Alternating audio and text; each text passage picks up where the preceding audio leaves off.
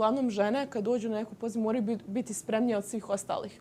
Jer jedna greška se ne prašta koliko kolegama, na primjer. I znači ta pripremljenost mora biti baš na maksimum nivou.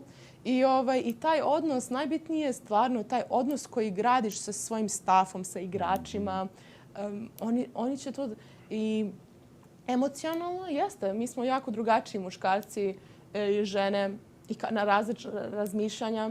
I mi jesmo mnogo emotivnije. To jeste tako. I to treba da se nešto budeš ponosan zbog toga, jer ne možemo svi biti isti. I treba se koristiti. Eto, i muškarci vide koliko ti brineš za njih. Ili bilo, ne mora biti igrači vide koliko je njima stalo. I kad vide da you care about them, oni te, they trust you. Oni imaju poverenje u tebe. I uzvraćaju ti to. Ako ne, 2 put, 3 put više.